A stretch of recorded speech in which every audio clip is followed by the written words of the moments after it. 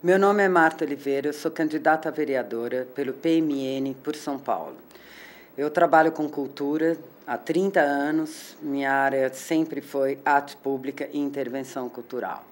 Na verdade, a política que foi atrás de mim, não eu atrás da política. Como eu trabalho com arte pública e viajo os estados e cidades do Brasil, na verdade, a doutora Thelma viu nisso uma possibilidade da gente unir esse trabalho que eu já fazia com a política. Eu me identifiquei com o PMN porque, na verdade, eu participei das reuniões do PMN Mulher, e fiquei encantada de poder fazer alguma coisa dentro da minha área, que é cultura. Estou aqui para defender esta plataforma de acessibilidade cultural. Nós temos um problema educacional enorme, um problema na saúde enorme, a violência contra a mulher, que começa desde a infância e vai até o fim da vida, a tripla jornada de trabalho.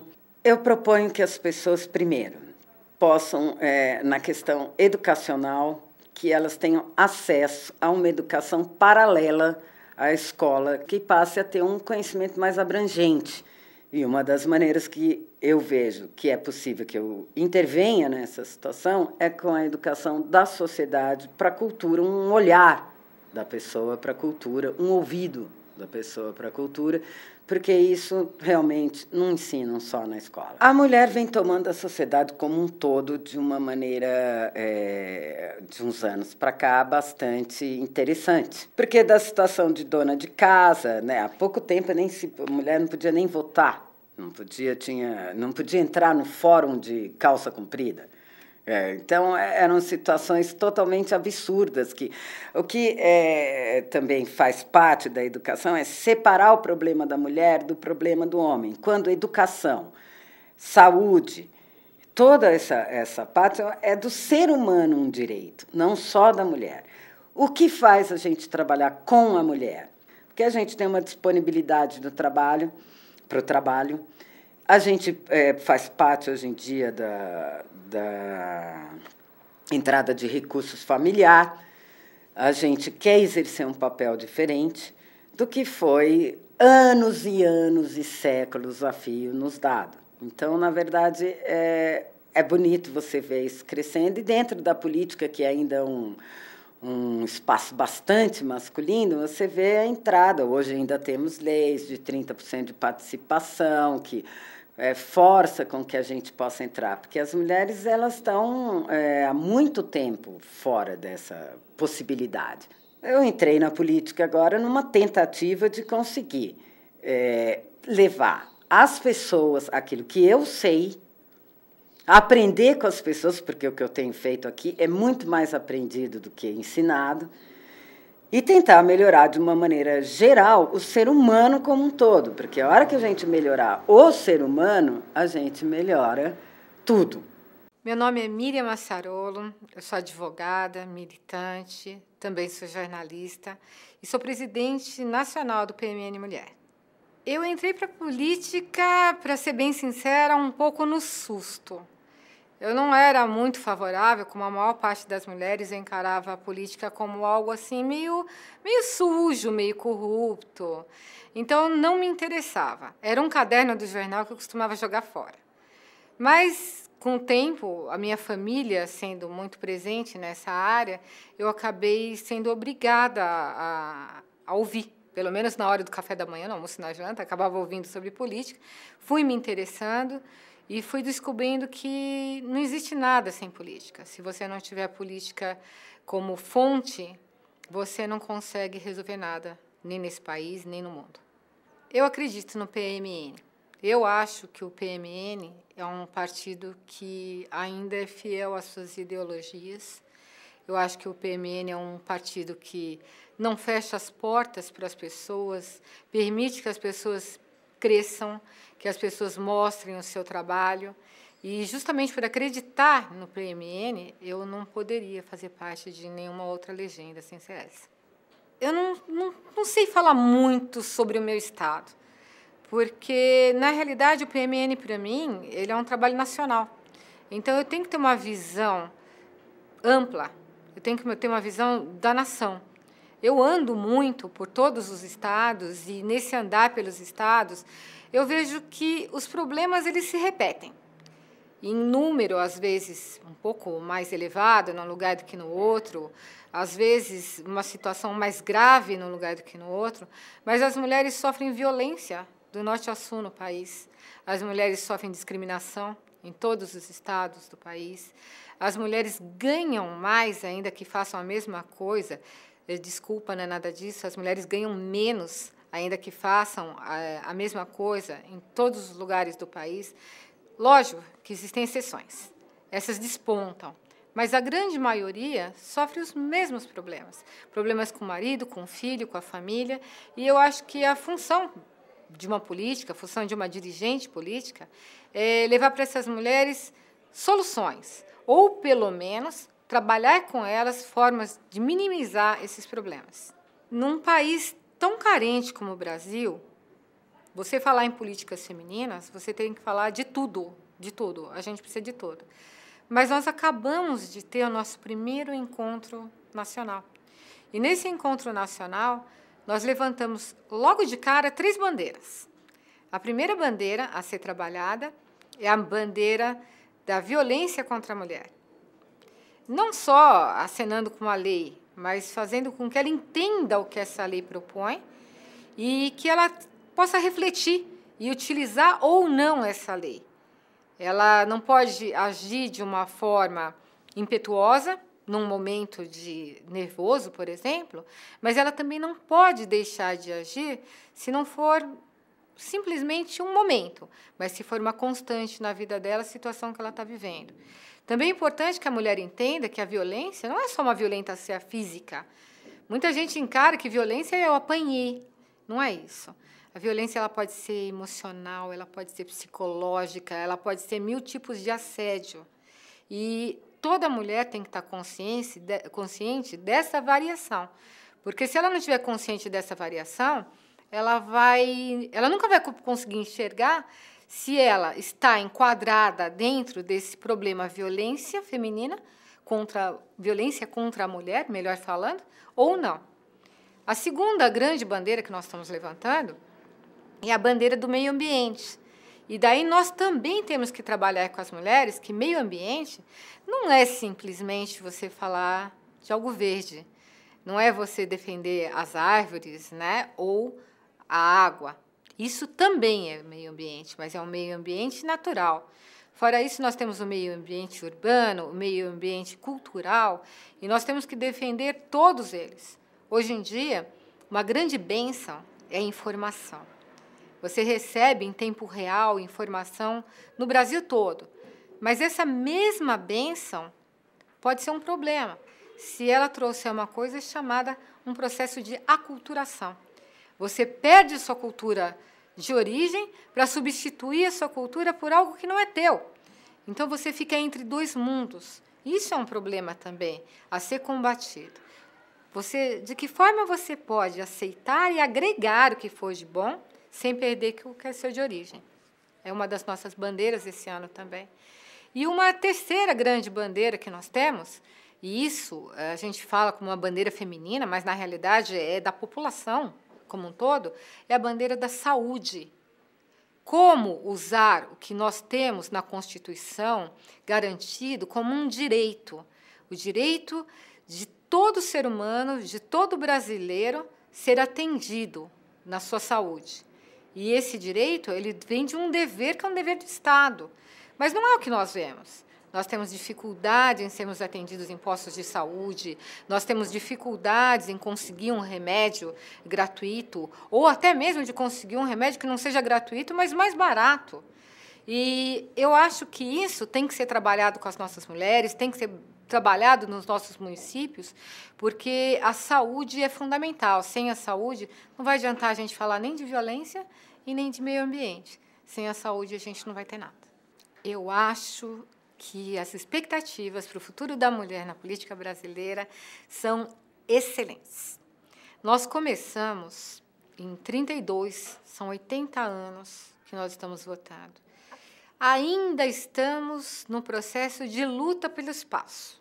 Não tem como negar isso.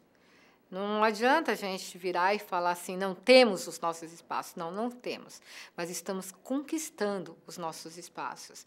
E quando isso acontecer, eu acho que vai ser uma bênção para a população como um todo, porque assim como um olhar de mãe é especial, um olhar feminino na política também vai ser especial. Eu gostaria de fazer um chamamento, né, a nível municipal, a nível estadual, a nível nacional. Mulheres, acordem, acordem e venham compor conosco. Os nossos quadros estão abertos, as nossas portas estão abertas. Nós queremos mulheres que estejam dispostas a debater tudo aquilo que pode ser importante para as próprias mulheres, para os seus filhos, para os seus maridos, para a cidade, para o Estado, para a nação. Nós queremos ocupar esses espaços que estão sendo abertos, mas nós queremos que esses espaços sejam ocupados com racionalidade e com responsabilidade. Então, eu peço a todas as nossas dirigentes, todas as nossas mulheres do PMN Mulher, que tragam outras mulheres e que nós possamos fazer um belo trabalho em função dessa classe, que é ainda uma minoria, ainda que sejamos tecnicamente uma maioria, 51%, nós ainda somos uma minoria. A partir do momento que nós temos que lutar tantos ainda pelos direitos mais básicos. Meu nome é Thelma Ribeiro dos Santos, sou advogada, militante e milito na política por vontade, por gosto, por decisão. A política eu acho que já está no meu sangue. Acho que sempre esteve, muita gente da minha família já participou da política, e era uma coisa que, ainda que eu não buscasse isso, eu acabei entrando na política mais por um desafio.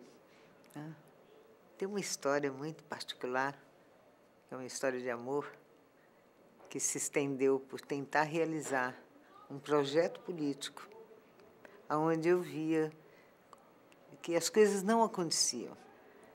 Homens tentando fazer algo que eu achei que o caminho que eles estavam perseguindo, naquele momento, não era o correto.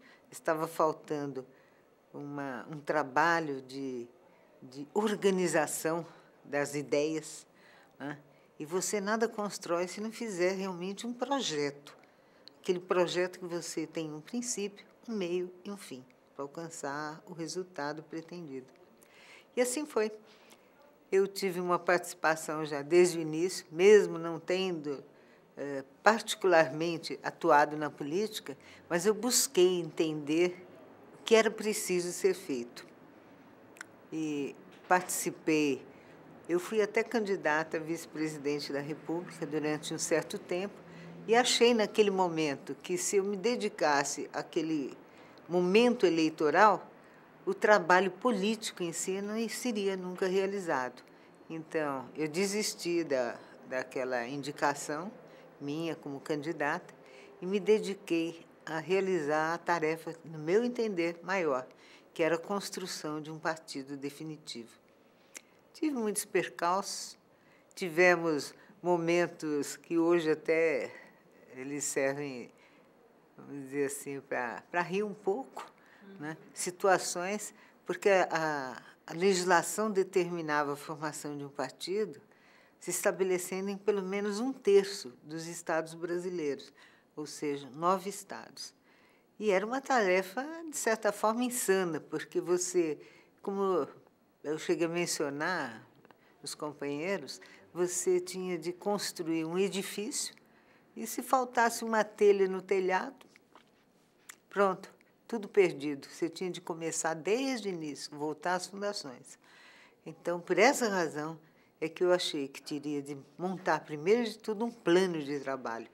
E esse plano de trabalho foi tentar construir o partido a partir dos estados que tinham o menor número de municípios, já que a obrigação legal era atender 20% dos municípios de cada estado, de cada um desses 9 estados escolhidos. Então, ao invés de trabalhar os estados que tinham o maior número de municípios, como Minas Gerais e São Paulo, eu busquei os estados menores. E com 70 municípios constituídos de acordo com a legislação então vigente, eu consegui alcançar o resultado em 11 estados. E, no espaço de um ano, o PMN estava com aquilo que lhe garantia o direito de funcionamento e nos garante até o dia de hoje, que é o seu registro definitivo. Foi uma tarefa que envolveu uma dedicação quase exclusiva, né? Fui obrigada a ceder parte do meu tempo profissional para esse trabalho, mas não me arrependo, não, que eu acho que abriu um espaço para que eu pudesse atrair para essa atividade política pessoas que estavam muito distantes do mundo político, por assim dizer. E o meu objetivo maior nesse momento era mostrar que era possível se fazer política de uma forma séria, certo? Algo que não é o que você vê no dia a dia, as pessoas descrentes, as pessoas acreditando que a única forma de fazer política é através da negociação, que é através de um toma lá da cá, através da obtenção de cargos, disso e aquilo. E eu falei, não, isso não é necessário.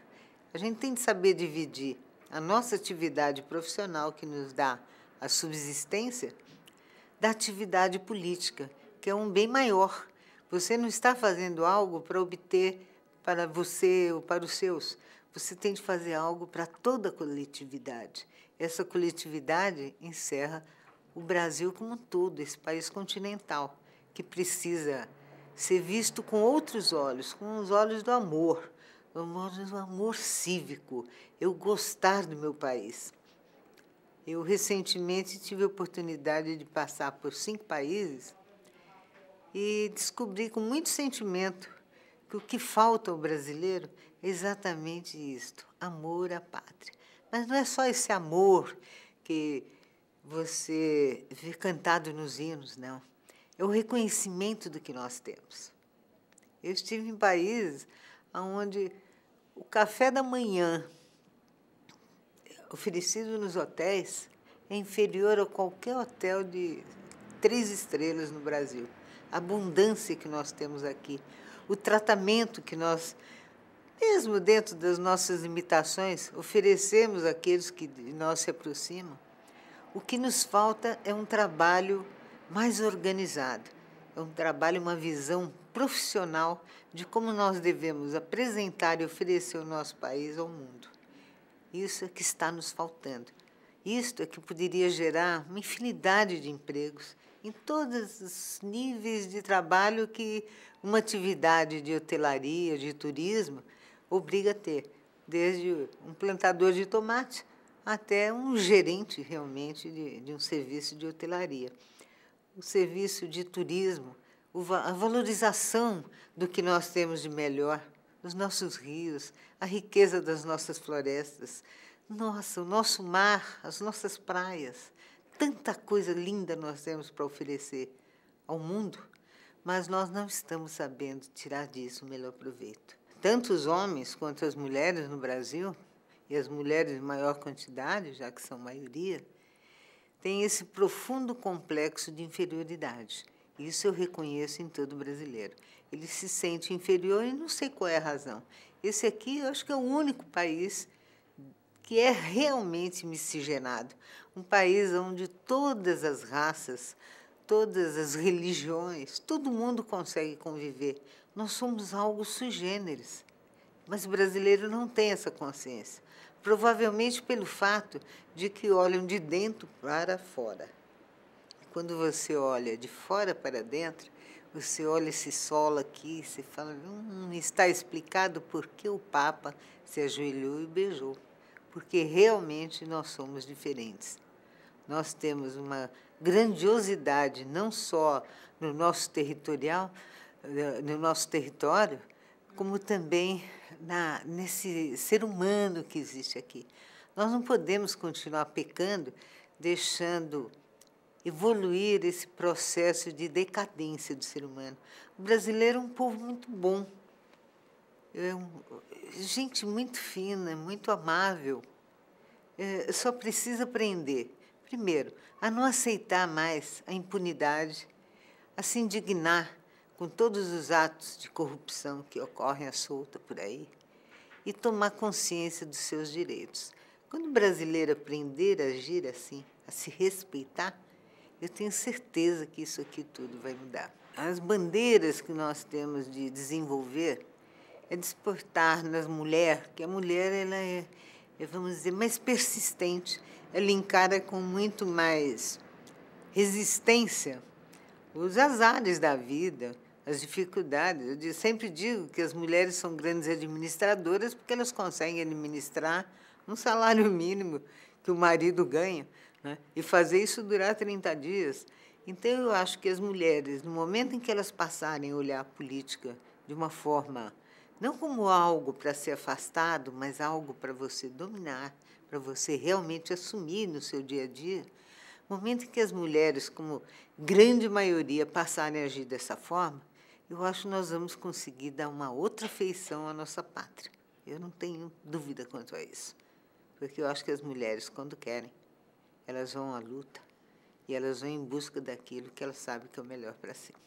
Eu espero que a grande maioria tenha a mesma garra que eu acho que todo mundo diz que eu tenho, né?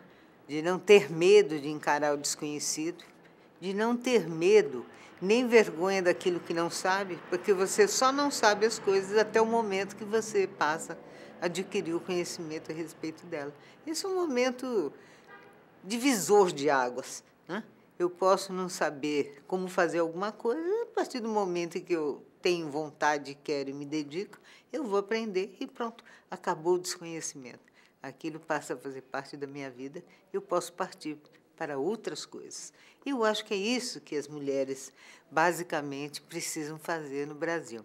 Elas precisam passar a se interessar por aquelas coisas que não fazem parte, aparentemente, do seu dia a dia. Aquilo que elas acreditam que não lhes afeta, quando, na verdade, afeta sim, afeta em tudo. Desde conhecer como é que se calcula o imposto, né, que está embutido em cada coisa que nos cerca, que nós adquirimos, e tentar saber para onde vai este dinheiro, o que é feito com ele. Será? O que é um orçamento? A mulher tem de saber o quanto é que se arrecada neste país e o quanto se distribui dessa arrecadação realmente para aquilo que nós chamamos bem do povo. As mulheres têm de se interessar por isso, porque quando elas se interessarem, elas vão vão deixar de ignorar as coisas ruins que acontecem na nossa pátria. Ao contrário, elas vão tomar para si a defesa do que deve ser feito de forma correta e justa.